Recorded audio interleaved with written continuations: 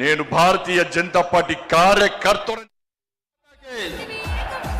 भारत माता के जय श्री राम। स्वागत है, स्वागत है।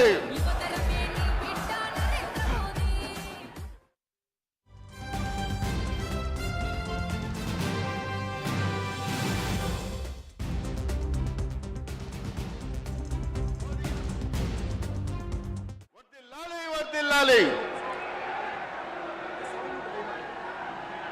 साउंड साउंड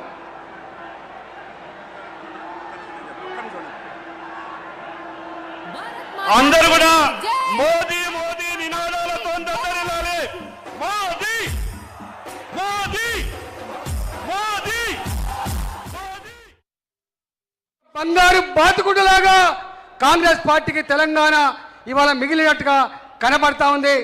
ఆనాడు కేసీఆర్ కుటుంబ పాలనతో ఎట్లా దోసుకున్నాడో ఆనాడు ఆయన దోసుకుంటే ఇవాళ 2.5 సంవత్సరాల కాలంలో అంతకంటే ఎక్కువ దోపిడీ జరిగినట్టుగా ప్రజలు భావిస్తూ ఉన్నారు. గ్రామాలకు పోతే మొక్కజొన్న రైతులు కన్నీళ్లు పెడుతున్నారు. వడ్ల కొండలని చెప్పి వడ్ల రైతులు కన్నీళ్లు పెడుతూ ఉన్నారు. పూర్తి స్థాయిలో రుణమాఫీ కాలేదు.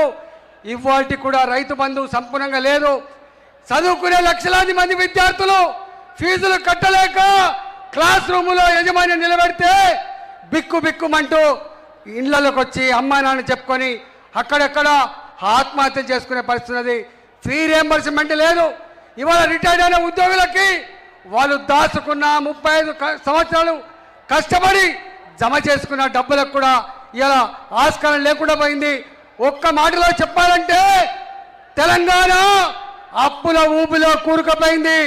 రాబోయే కాలంలో ఈ అప్పుల ఊబిలో కూరుకుపోయిన తెలంగాణ మళ్ళా పాత గ్లోరీ రావాలంటే, హైదరాబాద్ తెలంగాణ రాష్ట్రం బాగుపడాలంటే భారతీయ జనతా పార్టీ మాత్రమే ఇది సాధ్యం చేయగలదని చెప్పి గంటా పదంగా తెలంగాణ రాష్ట్రంలో ప్రజలు భావిస్తూ ఉన్నారు.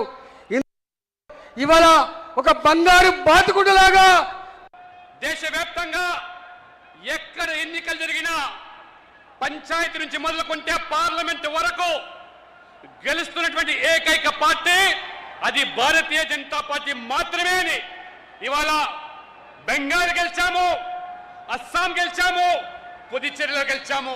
వై నాట్ తెలంగాణ అనే ఆలోచనతో పిలుపుతో ఇవాళ మోదీ గారు